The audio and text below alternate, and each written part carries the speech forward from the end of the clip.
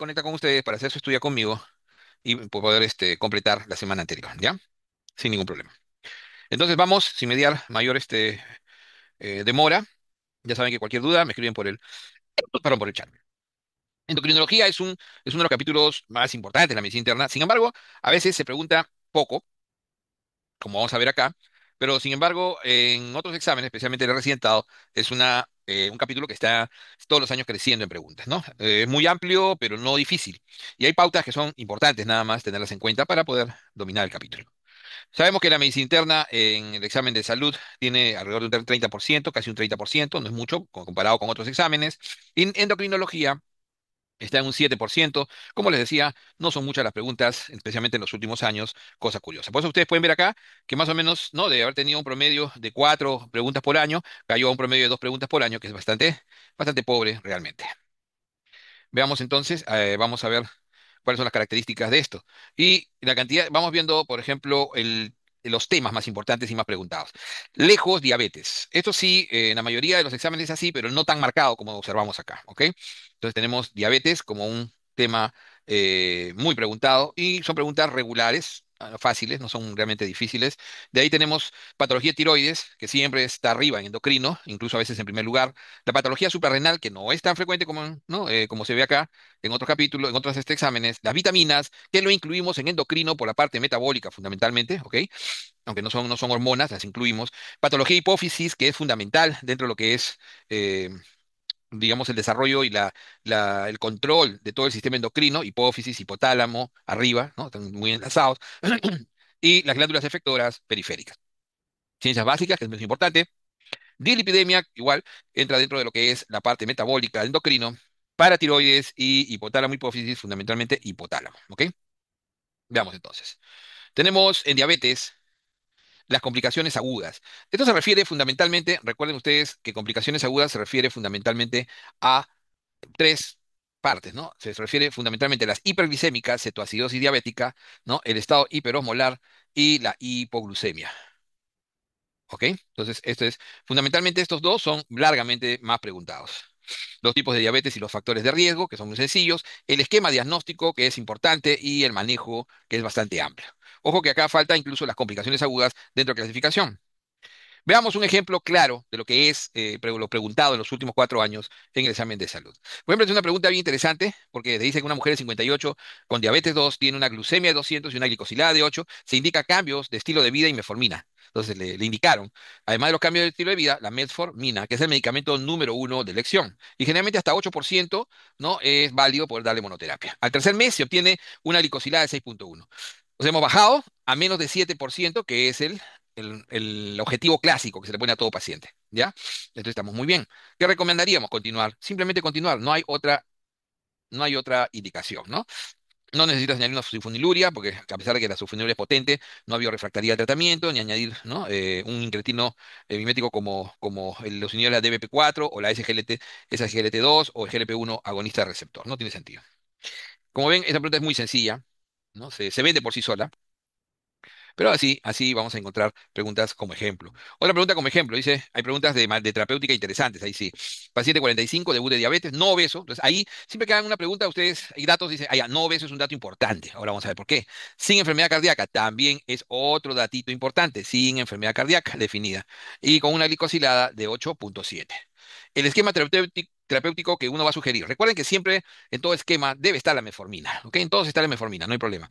¿Cuál es la segunda droga que voy a asociar? Porque generalmente por encima de 8 se recomienda asociar una segunda droga. Entonces, definitivamente para un mejor control, no tengo enfermedad cardíaca, no tengo demostrado, o al menos no me están poniendo que hay enfermedad renal, no requiero entonces con inhibir la SGLT2 ni tampoco con GLP-1 agonista receptor. Porque si fuera, por ejemplo, cardíaco o coronario, ahí diría, pues, ¿no? Inhibidores de la SGLT2 y GLP-1 agonistas de receptor. ¿Ok? Entonces, eso va muy bien con los pacientes que tienen enfermedad coronaria o cardíaca definida. Y lo otro, no obeso. ¿Qué medicamentos van bien con pacientes no obesos, o sea, adelgazados, porque generalmente aumentan de peso? Pues las sulfonilurias. Las sulfonilurias no deberían utilizarse en pacientes con alguna enfermedad cardíaca, no son ideales, pero no las tienen. Si dice sí, ah, ya, o sea, perfecto. Es ideal para no obesos, segunda causa. Y tiene alta potencia, que me pueden permitir bajar más rápidamente, ¿no? Mi glicosilada que está alta. Entonces, su feniluria tiene tres razones para ser utilizado. Entonces, vamos a marcar la metformina combinada con glimepirida. ¿Alguien me podría decir o estar en desacuerdo ahí? Por ejemplo, claro que sí. Podrían decirme alguien que un GLP-1 es mucho más potente. No, no lo es. Yo le diría, no lo es. ¿No? Una sulfoniluria suele bajar 2, un GLP-1 suele bajar entre 1 y 2, un poco menos de 2. Alguien me podría decir de repente que un inhibidor del SGLT2 disminuye el riesgo cardiovascular, pero ojo que no tengo riesgo cardiovascular. Y ya la metformina me lo disminuye un poco. Y lo otro es ese adicional que le da el no ser obeso, el ser adelgazado. Entonces, eso va muy bien con las sulfonilurias. ¿Se dan cuenta? Entonces, las sulfonilurias no hay que descartarlas del esquema, a pesar de que GLP-1, agonista receptor, es lo que más te promueve el mundo. Y bueno, para mí lo más útil es inhibidores de SGLT2. Si tu paciente hubiese tenido insuficiencia cardíaca, es inhibidores de la SGLT2 los indicados. Si tu paciente hubiese tenido ¿no? un problema de enfermedad renal, ¿no? El inhibidor de la SGLT2 sigue siendo la elección. ¿Se dan cuenta? Hay mucho mayor indicación para SGLT2. Otro ejemplito, vamos a ver.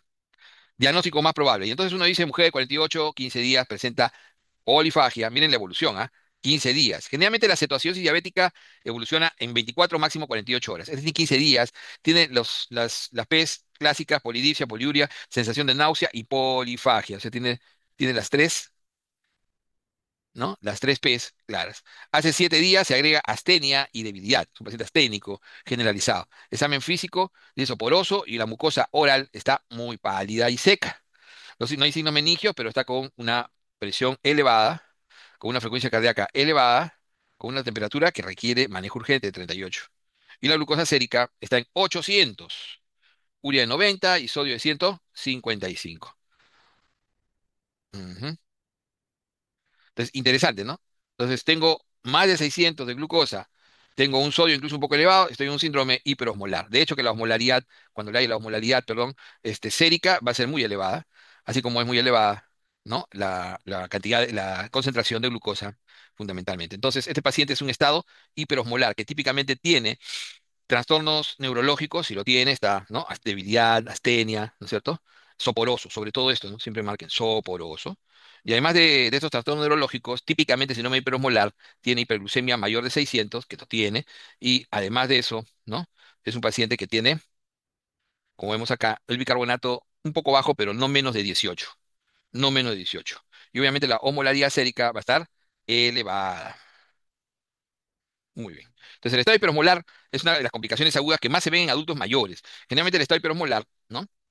Está relacionado a que la gente deja de usar su medicación y tiene un pobre control. ¿Se dan cuenta? Esta es una muy buena pregunta. La pregunta anterior era una pregunta de terapéutica interesante, buena, pero también hay preguntas fáciles. Ese es más o menos el perfil. Ven ustedes que 3 diabetes en 4 años no es poco para este examen. Vamos ahora, después de este ejemplo, a patología de tiroides. En patología de tiroides tenemos varios temas. El más importante probablemente sea el hipotiroidismo, que es lo que se ve hoy más en el mundo. Sin embargo, lo que más preguntan es hipertiroidismo, en general, en todos los exámenes. Nódulo tiroideo, que siempre puede confundirlos un poco, y la tiroiditis, que eso antes se preguntaba muy poco, hoy en día se está preguntando más, por su relación, especialmente la tiroiditis aguda, que es la dolorosa. Recuerden que las tiroiditis se van a diferenciar en con dolor, dolorosas y no dolorosas. Entonces, las tiroiditis más preguntadas y más interesantes son las dolorosas, aguda y subaguda. Recordando que la aguda es infecciosa pura y no produce hiperfunción de la glándula. En cambio, la no dolorosa va a producir inflamación, va a producir dolor y además de eso, ¿no? El paciente va a tener un hipertiroidismo inicial por la liberación de toda la hormona preformada. Y después va a caer y hacer hipotiroidismo en una segunda fase. En las tiroiditis de ese tipo no se da antitiroideos. Entonces, miren los temas, son interesantes. Veamos la siguiente. Acá hay una pregunta, por ejemplo, de lo que es hipotiroidismo. Y te dice bien claro, ¿no? Hipotiroidismo subclínico. ¿Qué significa subclínico? Este es un término que se utilizó básicamente para explicar alteraciones sin que haya enfermedad todavía. O sea, no hay clínica. El paciente no tiene, por decir, si es un hipotiroidismo, pues no tiene pelo seco, se le cae, incremento de peso, ¿no? Piel seca, gruesa, reflejos osteotendinosos disminuidos. Entonces, todo eso no lo voy a ver. Está en subclínico. Lo típico del subclínico es que el TSH, recuerden que el TSH es el marcador para decir el paciente es tiroideo, es tiroideo, con enfermedad tiroidea o no. Entonces, si el TSH está normal, el paciente se llama eutiroideo y mándenlo, ¿no? A descansar a su casa, no hay ningún problema. En cambio, el TSH, manden a buscar otro diagnóstico. El TSH, si está elevado, la primera posibilidad es que es hipotiroidismo. Pero si está elevado entre 5 y 10, todavía no, está alto, pero en un rango que no es muy, muy severo. Generalmente estos pacientes que tienen una leve a moderada elevación, si el T4 libre, que es el que se suele dosar junto, está en rangos normales, eso se llama subclínico. Recién cuando este de acá está disminuido, ahí se va a llamar hipotiroidismo. ¿Ok? Pero si no, está normal con su básicamente, em, con ausencia de clínica. Entonces uno dice, te dan los parámetros, pero si no te dieran los parámetros, estándar uno usa el 0,5 a 5,0. No se contrapone, porque los laboratorios varían un poco, pero si no tienes parámetro, asumes este parámetro, 0,5 a 5,0. Pero acá te están dando 0,4 a 4,0 para el TSH y T4 libre en este rango. Es obvio que se ajusta este de acá, ¿no? Este muy alto, este muy bajo. Y el T4 libre se ajusta, este está elevado, pero no es tu T4 libre, está normal. Entonces, esta sería la respuesta. Pero como ven, eso es lo interesante de esto, ¿ya? La patología suprarrenal normalmente no está tan arriba en lo usual, pero ahí está importante. La insuficiencia suprarrenal, que es, la gran mayoría son Addison, o sea, son primarias, ¿no? Tiene una buena clínica y parámetros para estudiarlo. Y el síndrome de Cushing, recordando que los síndromes de Cushing pueden ser endógenos y exógenos, y lo más frecuente es que sea exógeno, quiere decir exógeno por medicamentos, iatrogenia, ¿no? Es un modismo decir exógeno, porque en realidad esto es iatrogénico. Generalmente, por exceso de uso de corticoides por cualquier vía, puede producirse un síndrome de Cushing después de 15 días de ese uso. ¿Ya? Entonces, en cambio, los endógenos, la causa más frecuente es la enfermedad de Cushing. La enfermedad de Cushing es básicamente un hipercortisolismo endógeno, ¿no? Que lo más frecuente en la enfermedad de Cushing, no lo más frecuente, sino la enfermedad de Cushing es en realidad el síndrome de Cushing, pero de tipo secundario. ¿Qué significa eso? Por tumor hipofisiario, productor de ACTH. Entonces el ACTH va a estar normal o elevado. Y eso lo marca para hacer el diagnóstico. ¿Se dan cuenta? Entonces, esto es lo importante. En el caso de las vitaminas, o sea, hay que revisar todo el pool, tanto las vitaminas liposolubles, que son la ADEK, ADEC, y de todas las demás, sobre todo todo el complejo B, C, que es las hidrosolubles. Y ahí las más preguntadas usualmente son B1, aunque acá no tengo ninguna B1. En general siempre preguntan más de B1, preguntan sobre la vitamina A, también cobalamina y yacina. Vamos a revisar todas. Un ejemplo, dice, ¿cuál es la deficiencia vitamínica? Es bien sencilla, estas preguntas son bien sencillitas, asociada a ceguera nocturna. Básicamente, la ceguera nocturna como síntoma, aunque obviamente va a tener más, la seroftalmia, cuerpo de Vitol, etcétera, pero la ceguera nocturna se relaciona siempre a vitamina A. Y mire la siguiente, también directa y sencilla. Paciente vegana, ahí está la causa, presenta parestesias, ahí está el síntoma, ¿cuál es el tratamiento más adecuado? Dice. Entonces, si es vegana y tiene parestesias, ¿no es cierto? Lo más probable es que tenga un déficit de B12. Y ese déficit de B12, obviamente no se lo voy a dar por vía intravenosa, pues solamente tiene parestesia, se lo va a dar por vía oral, ¿ok? Por vía oral. La diferencia, ¿por qué no ácido fólico? Otro ácido fólico no presenta los síntomas neurológicos. El cambio B12 te puede presentar anemia, que no tiene este paciente, como igual que lo hace el fólico, o anemia meloblástica, y síntomas neurológicos como parestesias. Ven que es fácil y eso es lo que hay que repasar. Patología hipófisis, la hiperprolactinemia, que es la enfermedad básica del adenoma lactotropo, ¿no? O prolactinoma, que es la causa más frecuente, ¿no? Patológica, porque existen causas medicamentosas y causas fisiológicas que provocan la hiperprolactinemia. O sea, hay causas fisiológicas, ¿no? Casi normales, hay causas, ¿no? Hay causas medicamentosas y hay causas patológicas. Y acá siempre el prolactinoma.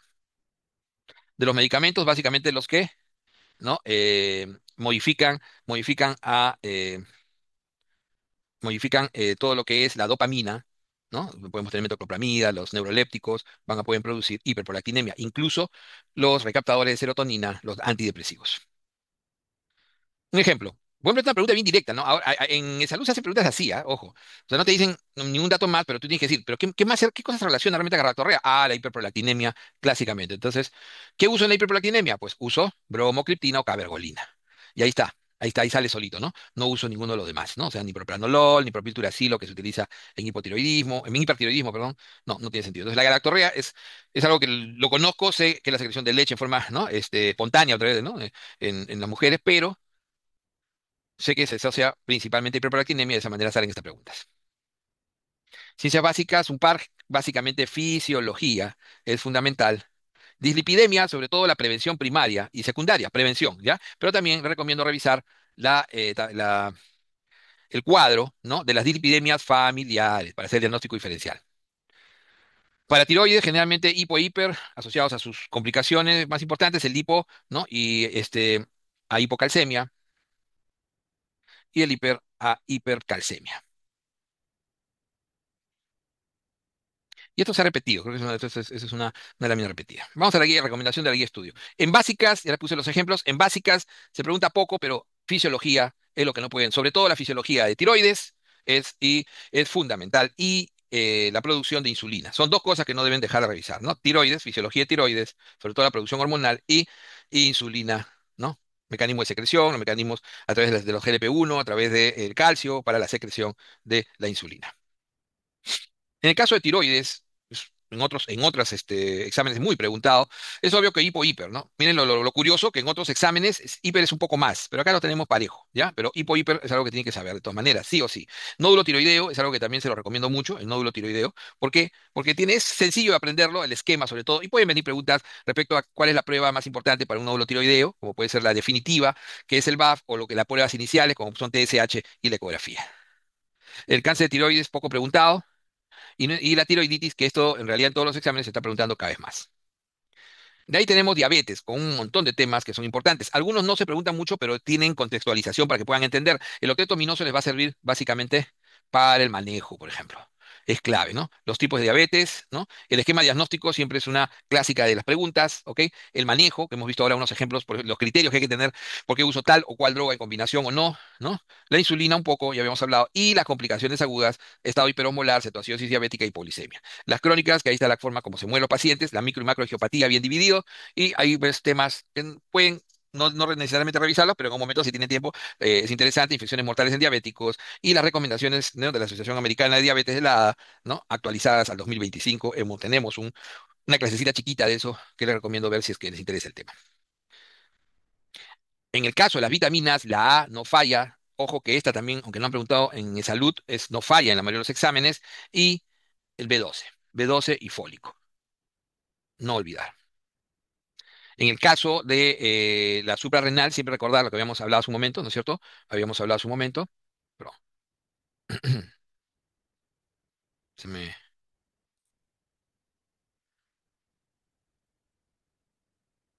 Entonces, en suprarrenal, siempre recordar en la insuficiencia suprarrenal, definir bien las características clínicas y la crisis adrenal y el manejo. Crisis, características clínicas, crisis y manejo. Y acá, cómo es el proceso diagnóstico y diferencial. En el feocromocitoma hay que tener por lo menos la forma del diagnóstico y las características del manejo presentes. En obesidad y metabólico, esto va de la mano de diabetes. Recuerden que el síndrome metabólico, fundamentalmente, el criterio para saber cuál es el síndrome metabólico, de manejo muy raro que les pregunten, pero el manejo es básicamente tratar de prevenir que avance hacia la diabetes, ¿no? O sea, el síndrome metabólico es un grupo etario, un grupo con patología, con algunas características comunes, una cohorte que fundamentalmente tiene mayor riesgo cardiovascular y mayor riesgo de hacer diabetes. Entonces, eso es lo que se denomina síndrome metabólico. Y obesidad, que como tal puede constituir un proceso de enfermedad importante, especialmente la severa y muy severa y que requiere básicamente que revisen la clasificación OMS. Clasificación OMS es importantísimo y ha cambiado mucho el manejo, puede ser motivo de pregunta. Por último, dislipidemia, ya habíamos hablado un poco antes, el riesgo cardiovascular fundamentalmente definido del paciente diabético, no diabético, eso es importante, ¿no? Entonces, para la prevención. Entonces, el riesgo cardiovascular me va a decir a mí, a estos pacientes no diabéticos, el paciente diabético, y para prevención secundaria que ya ha tenido eventos, es una medida importante. Este riesgo cardiovascular se mide por la American Heart Association. Y, por ejemplo, más allá del 7,5% en un diabético hace que le des, por ejemplo, estatinas de alta, ¿no?, de alta intensidad, cosas de ese tipo. Entonces, eso hay que tener en cuenta, ¿no? En lo que es dilipidemia, lo que es el manejo por el riesgo cardiovascular. En hipófisis, a veces se pregunta cada cierta cantidad de años. Por ejemplo, el último examen, lo único que hubo fue una pregunta de hipófisis en el último, sobre precisamente la galactorrea, y es esta la que está, ¿no? La que puede tener preguntas. Siempre es importante conocer el Chihan, que es algo que todavía en nuestro país se ve y es algo que se pregunta mucho también, ¿no es cierto? Y es lo que yo le recomendaría fundamentalmente de hipófisis. En paratiroides, como les decía, es básicamente cuáles las causas y las consecuencias, aunque eso también se ve en nefro, ¿no es cierto? Las causas de hiper, las causas de hipo y las consecuencias o la clínica que generan el hiperpara y el hipopara. En el caso del hipogonadismo, no hay preguntas, pero el hipogonadismo es fundamental y definirlo bien. Básicamente saber definir y sus causas, ¿ya? Definir cuándo un hipogonadismo es primario o hipergonadotrófico, perdón, primario o hipergonadotrófico efectivamente, o secundario o hipogonadotrófico.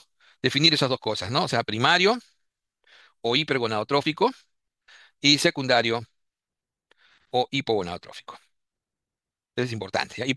Eh, y las causas asociadas a estos tipos. La ginecomastia, está bien, hay un cuadro muy bien definido, saber básicamente los tipos y cuál es la actitud que hay que tener ante ellos, eso es importante. Y las neoplasias endocrinas, tener en cuenta básicamente cómo se clasifican, ni siquiera el manejo.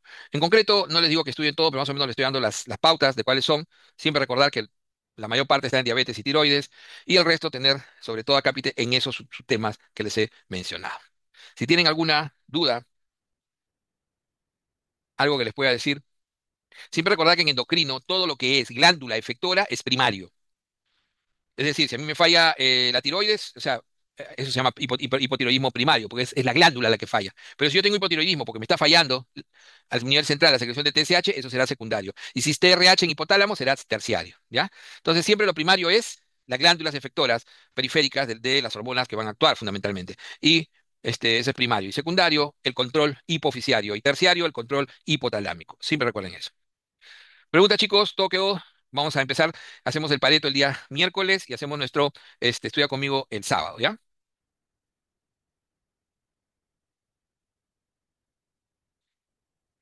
No tanto por eso, Sebastián. Generalmente, para uno utilizar insulina, usualmente se usa por encima del 9% de glicosilada combinadamente, se suele combinar, y sí o sí intensiva por encima de 10%. Hay esos parámetros, ¿ya, Sebastián?